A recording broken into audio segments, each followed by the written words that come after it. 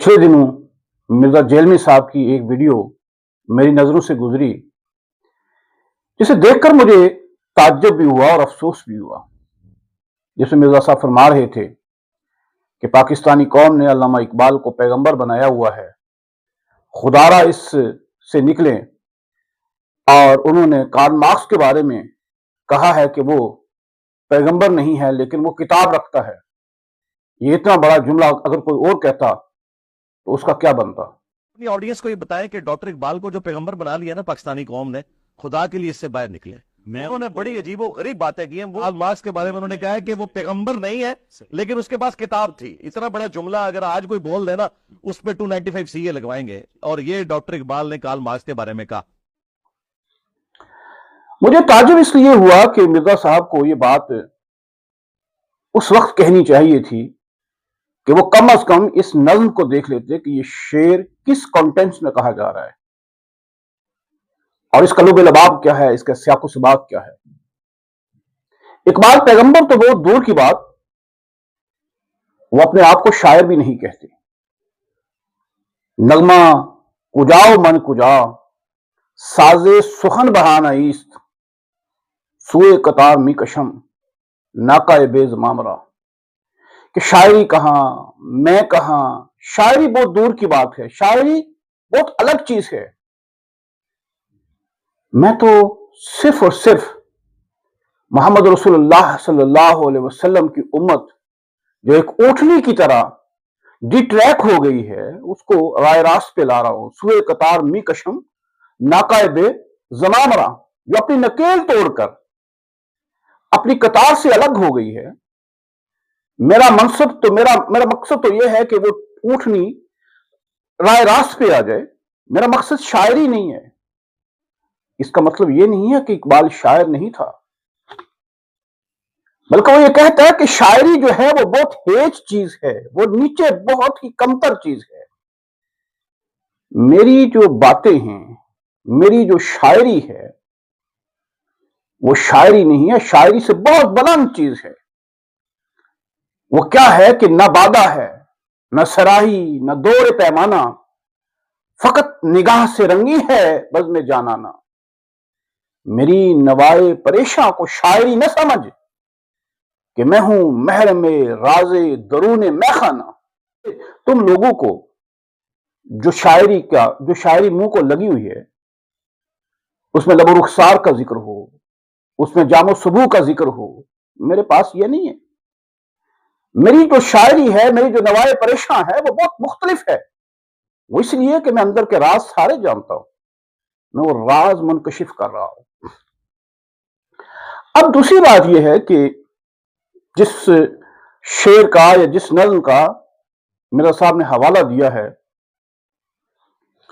कि वो पैगंबर बे जिब्रील कहते हैं कार्ल मार्क्स को, अब वो इकबाल नहीं कह रहे हैं। बुनियादी तौर पर वो एक ड्रामाई नज्म है और ड्रामाई असूल और ड्रामे का असूल ये है कि इवल कैरेक्टर से कोई बात कहलवाई जाती है तो उसके जवाब में फिर जवाब दिया जाता है कि एक डायलॉग क्रिएट होगा और उसके मुकाबले में फिर उसको तस्सीह की जाएगी कि मामला क्या है असल में। अब इब्लीस की मजलिस शूरा अल्लामा इकबाल की 1936 की वो नज्म है, पूरी उम्मत मुसलमान के लिए एक नया पैगाम है। 1938 के अंदर अल्लामा इकबाल का विसाल हो गया, तो वो एक बड़ा आखिरी पैगाम है जो इब्लीस की मजलिस शूरा की सूरत में अल्लामा इकबाल इस मिल्लत इस्लामिया को देकर के। अफसोस की बात यह है कि हम अल्लामा इकबाल पे आए रोज जो भी उठता है वो अल्लामा इकबाल पे चढ़ाई करता है कि कोई उसे पैगंबर कहता है, वो शायर नहीं था, फला नहीं था।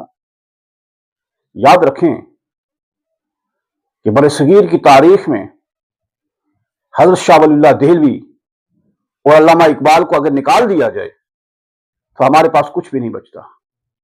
हम तही दस्त हो जाते हैं, तही दामन हो जाते हैं। यही दो हस्तियां हैं जिन्होंने हमारे भरम को रखा हुआ है।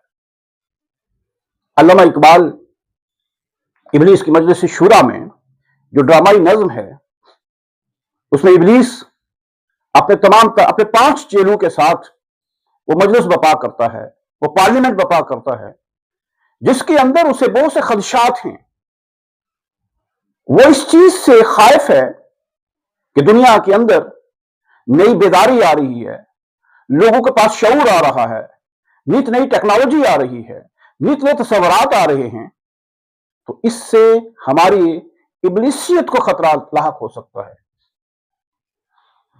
اور وہ سب سے پہلا ہے اپنا ایک تفاخرانہ خطبہ پیش کرتا ہے کہ میں نے پوری دنیا کے اوپر اپنی حکمرانی کو برقرار رکھا، میں نے انسان کو تقدیر کا بہانہ دے کر اسے عمل سے غافل کر دیا۔ میں نے غریب کو یہ سکھایا کہ تمہارے ساتھ جو بھی زیادتی ہو رہی ہے، ظلم ہو رہا ہے، یہ تیری تقدیر میں ہے۔ اور امیر کو سکھایا کہ تو اپنی دولت کی ہوس سے اس کو دولت کی تمنا دی کہ وہ غریب اور نچلے طبقوں کا خون نچوڑے، یہ میں نہیں سکھایا اسے۔ ہم نے مغربی جمہوریت کا نام دے کر جمہوریت کو متعارف کروایا، حالانکہ ملوکیت اور جمہوریت میں کوئی فرق نہیں ہے، صرف فرق یہ ہے کہ ہم نے جو ملوکیت ایک کسی خاندان کے پاس تھی، ایک شخص کے پاس ہوا کرتی تھی، ہم نے یہ کیا کہ تین چار اور لوگوں کے اندر اس کو تقسیم کر دیا تاکہ یہ سمجھیں کہ صرف ایک ہی خاندان کے پاس نہیں، حالانکہ وہی لباس ہم نے اس کو جمہوریت کا ایک نئے لباس کے اندر، ایک نئی پیکنگ کے اندر ملوکیت کو ہم نے جمہوریت کے اندر پیش کیا ہے۔ اگر اس کو چہرے کے اندر، اس کو اندر سے جھانک کر دیکھیں تو اس کا چہرہ بہت بدنما ہے۔ ابلیس کے ان تمام خدشات کے باوجود اور اس کے چیلے اس کو خبردار کرتے ہیں کہ ہمیں اس وقت یہ خطرہ ہے، اس وقت یہ خطرہ ہے، اور جو چیلے ہیں کیونکہ وہ ابھی تک پختہ نہیں ہیں، ان کا تجربہ اس کے مقابل نہیں ہے، لہٰذا وہ اس کے سامنے خدشات ظاہر کرتے ہیں کہ یہ خدشات ہو سکتے ہیں، ہمیں یہ چیزیں جو ہیں وہ ہو سکتی ہیں جو ہماری ابلیسیت کے نظام کو آئندہ کے لیے چیلنج کر سکے، آئندہ کے لیے اس کے لیے خطرہ ثابت ہو سکے۔ لیکن اس کا جو تیسرا مشیر ہے اس کو سب سے بڑا خطرہ ہے، اس کے خطرات تھوڑے سے مختلف ہیں۔ روح سلطانی رہے باقی تو پھر کیا اضطراب ہے، مگر کیا اس یہودی کی شرارت کا جواب کہ ہمارے پاس تو ہر ایک چیز کا حل موجود ہے، لیکن اگر سلطانی روح باقی رہے تو پھر تو کوئی بری بات نہیں ہے، ہمیں کوئی خطرہ نہیں ہے۔ لیکن وہ ایک یہودی، اس کی شرارت کا کوئی جواب ہے کہ وہ بڑی تیزی کے ساتھ وہ ایک انقلاب لے کر آ رہا ہے، وہ کلیم بے تجلی، وہ مسیح بے صلیب، نیست پیغمبر و لیکن در بغل دارت کتاب، کہ وہ کلیم بے تجلی کہ جس نے تجلی تو نہیں دیکھی اللہ تعالیٰ کی، اور نہ ہی وہ حضرت عیسیٰ علیہ السلام کی طرح صلیب پہ چڑھا ہے، وہ پیغمبر نہیں ہے، لیکن اپنے بغل کے اندر ایک کتاب رکھتا ہے، ڈاس کیپیٹل رکھتا ہے، جو پوری دنیا کے تمام مذاہب کے لوگ اسے بڑی خوشی سے پڑھتے ہیں، اور دنیا کا ہر غریب اس کتاب کو اس خوشی سے پڑھ رہا ہے کہ وہ اس کو اپنی نجات کا ایک ذریعہ سمجھ رہا ہے۔ کیا بتاؤں کیا ہے کافر کی نگاہ پردہ سوز، مشرق و مغرب کی قوموں کے لیے روز حساب۔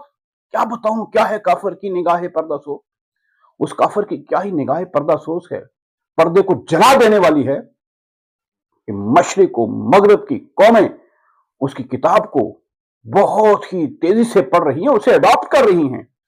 اس سے بڑھ کر اور کیا ہوگا طبیعت کا فساد، توڑ دی بندوں نے آقاؤں کے خیموں کی تناب، اور اس سے بڑھ کر اس کتاب کا کیا ہی معجزہ آپ دیں گے کہ کبھی ایسا نہیں ہوا کہ جو غلام ہیں وہ اپنے آقاؤں کے تنابیں توڑ دیں، ان کی حکومتوں کے تختے توڑ دیں، لیکن یہ اسی کتاب کا نتیجہ تھا کہ زار روس کی حکومت کو 1917 کے اندر الٹا دیا گیا، ایک نیا انقلاب آیا روس کے اندر، نہ صرف اس کی حکومت کا تختہ الٹا دیا بلکہ اسے گولیوں سے چھلنی کر دیا۔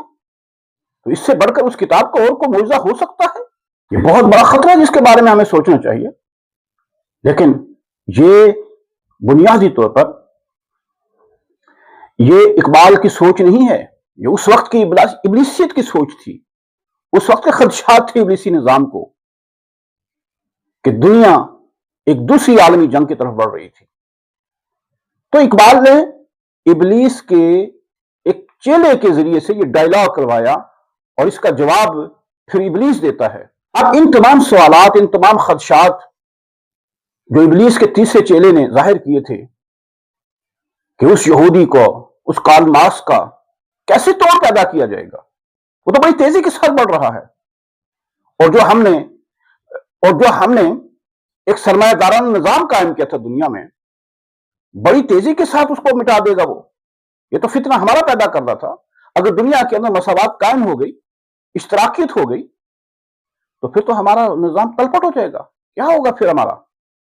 تو اس پر ابلیس بڑے اطمینان کے ساتھ جواب دیتا ہے میرے دست تصرف میں جہان رنگ و بو، کیا زمین، کیا محروما، کیا آسماں، تو بتو، کہ کوئی ضرورت نہیں ڈرنے کی، کوئی ضرورت نہیں خوف زدہ ہونے کی، ہے میرے دست تصرف میں جہان رنگ و بو، کہ ابھی تک دنیا کا جو نظام ہے وہ میرے قابو میں ہے، کنٹرول میں ہے۔ کہیں بھی ہمیں یہ ایسا نہیں لگ رہا ہے کہ ہمارے ابلیسی نظام کو کوئی خطرہ لاحق ہوگا، کہیں بھی ہمیں اب کوئی خطرہ محسوس، کوئی بھی ہمارے لیے اس وقت چیلنج نہیں ہے۔ کیا زمین، کیا محروما، کیا آسماں، کیا تو بتو، نہ صرف زمین پر بلکہ چاند اور ستاروں کے پر بھی میرا نظام اس وقت چل رہا ہے۔ وہاں بھی میرے چیلے موجود ہیں، ہر جگہ وہاں بھی میرا نظام چل رہا ہے۔ وہ چیزیں بھی ابھی میرے باعث سے نہیں ہوئی ہے۔ اور پھر یہ جواب دیتا ہے اس کو کہ دست فطرت نے کیا ہے جن گریبانوں کو چاک، مزد کی منطق کی سوزن سے نہیں ہوتے رفو، کہ یہ تو فطرت کا تقاضا ہے۔ یہ اس اشتراکی نظام سے گھبرانے کی کیا ضرورت ہے؟ یہ کوئی الہامی نظام نہیں آیا ہے، یہ کوئی اس کا کوئی قانون، کو قاعدہ نہیں ہے۔ ارے یہ تو ہمارا پیدا کردہ ہوا نظام ہے، یہ تو ہمارا پیدا کردہ ہوا فطرہ ہے، جو ہم نے نیا فطرہ دنیا کو دیا ہے، کہ دنیا کو لڑانے کے لیے ایک نیا فتنہ دیا ہے۔ اس کے اندر تو کوئی ایسی چیز نہیں ہے کہ یہ، کیونکہ دست فطرت نے کیا ہے جن گریبانوں کو چاک، فطرت کا تقاضا یہ ہے کہ وہ جن گریبانوں کو چاک کر دے، اس کو کوئی رفو نہیں کر سکتا۔ مزد کی منطق کی سوزن سے نہیں ہوتے رفو، کہ مزدق بھی، اس سے پہلے مزدق ہو یا اشتراکی ہو، یہ اس کو رفو نہیں کر سکتے، کیونکہ قدرت کا تقاضا یہ ہے کہ اس نے اپنی اس دنیا کے اندر، اس کائنات کے اندر اونچ نیچ رکھ دی ہے۔ اس اونچ نیچ کو کوئی مٹا نہیں سکتا، اس فرق کو کوئی مٹا نہیں سکتا، عورت اور مرد کے فرق کو کوئی مٹا نہیں سکتا، غریب اور امیر کے فرق کو کوئی مٹا نہیں سکتا، کام کرنے والے اور نہ کرنے والے کو فرق کو نہیں مٹا سکتا، کاہل اور تیز آدمی کے فرق کو کوئی نہیں مٹا سکتا۔ یہ اونچ نیچ ازل سے ہے، جو کام نہیں کر رہا ہے اور جو کر رہا ہے ان کے فرق کو نہیں مٹا سکتا۔ یہ قدرت کے اندر یہ اونچ نیچ ازل سے ہے اور ابد تک ہے، اور جس دن یہ اونچ نیچ ختم ہو گئی، اس دن سمجھ لو کہ کائنات کا نظام سارا تلپٹ ہو گیا۔ یعنی اس کی جو مرزا صاحب نے جس کا خدشہ ظاہر کیا کہ اس نے ابلیس کو، اس نے کارل مارکس کو پیغمبر بے جبریل کہا، اور بہت سے لوگ اس کو کوٹ بھی کرتے ہیں کہ اقبال نے دیکھیں کارل مارکس کو پیغمبر بے جبریل کہا۔ اس شعر کے اندر جواب موجود ہے کہ اشتراکیت ہو یا کوئی بھی کمیونزم سسٹم ہو، وہ کبھی بھی اس اونچ نیچ کو مٹا نہیں سکتا، کیونکہ یہ فطرت کی طرف سے ودیت ہے کہ اس کائنات کے اندر اونچ نیچ موجود ہے، گورا اور کالا موجود ہے، اس کائنات کے اندر کام کرنے والا اور نہ کرنے والا موجود ہے، اس کائنات کے اندر کاہل، سست اور تیز تراز آدمی موجود ہے، اس کائنات کے اندر مرد و عورت کا فرق موجود ہے۔ یہ کائنات اسی طرح قائم ہے، اور اگر یہ کائنات کا اونچ نیچ ختم ہو جائے، سب چیزیں ایک یکسانیت آ جائے، تو پھر کیا ہوگا کہ یہ کائنات ختم ہو جائے گی۔ کب ڈرا سکتے ہیں مجھ کو اشتراکیت کوچہ گرد؟ اب ابلیس کہتے ہیں کہ کب ڈرا سکتے ہیں مجھ کو اشتراکی کوچہ گرد، یہ پریشان روزگار آشفتہ سمو، کہ مجھ کو تو ان سے کوئی ڈر نہیں ہے۔ آپ کہتے ہیں کہ یہ بڑا انقلاب لے کے آئے، اور میرے دوسرے مشیروں نے بھی کہا ہے کہ یہ بڑا ایک خطرہ بن کے آ رہا ہے کارل مارکس، اس سے ہمیں کوئی خطرہ نہیں ہے، یہ ہمیں نہیں ڈرا سکتا، یہ تو ہمارے اپنے لوگ ہیں۔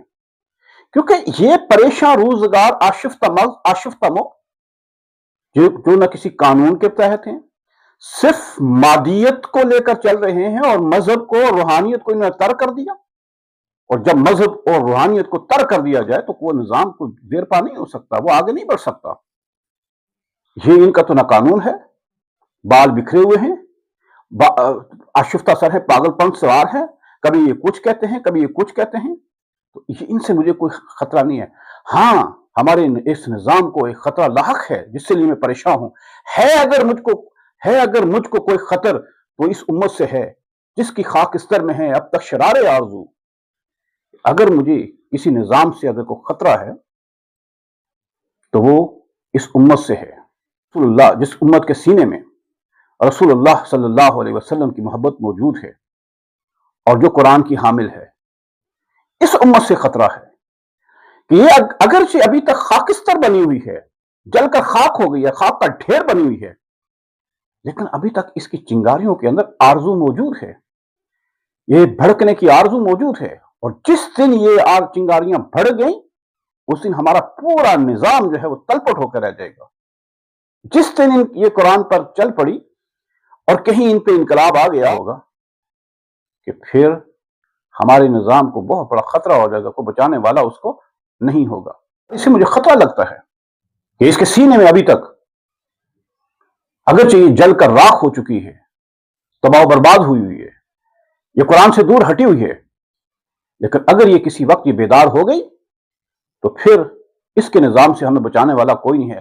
جانتا ہے جس پہ روشن باطل ایام ہے، مزدکیت فتنہ فردہ نہیں اسلام ہے، کہ یہ بات روز روشن کی طرح یہاں ہے کہ ہمارے لیے آئندہ کا خطرہ مزدکیت نہیں ہے، اشتراکیت نہیں ہے، یہ ہمارے قابو میں ہے۔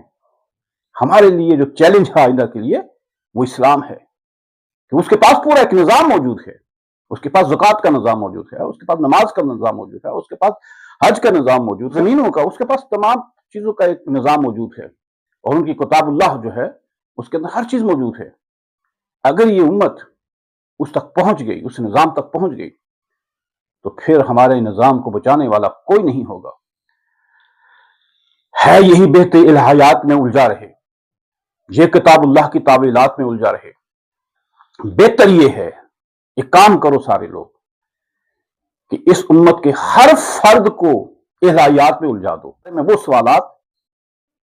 الہیات وہ سوالات ہیں اللہ تعالیٰ کے بارے میں جن کا جواب انسانی عقل میں موجود نہیں ہے، ان کو ان سوالوں کے اندر الجھا رہے یہ شخص۔ اس مسلمان کو ان پہ الجھا دو، یہ اس میں الجھا رہے، یہ اپنے اصل دین کی طرف نہ آئے، یہ کتاب اللہ کی تعویلات میں الجھا رہے، اور پھر یہ کتاب اللہ کی اپنے من مرضی کی تشریحات کرتا رہے اور اس پہ عمل پیرا نہ ہو۔ کیونکہ میں نے یہ کوشش کی ہے اس سے پہلے کہ اس کے پاس صرف رسم رہ جائے، اس کے دین کی روح سے نکال دی جائے۔ یہ رسومات پہ الجھا رہے، یہ تعویلات پہ الجھا رہے، یہ خرافات پہ الجھا رہے، حقیقت سے یہ دور ہو جائے۔ یہی بہتر ہے کہ اس کو کتاب اللہ سے دور کیا جائے۔ ہر نفس ڈرتا ہوں اس امت کی بیداری سے، میں ہے حقیقت جس کے دین کا احتساب۔ میں تو ہر سانس، ہر لمحہ، ہر وقت اس امت کی بیداری سے ڈرتا ہوں کہ یہ بیدار نہ ہو جائے۔ ہے حقیقت جس کے دین کا احتساب، کہ جس کے دین کے اندر احتساب کا عمل موجود ہے۔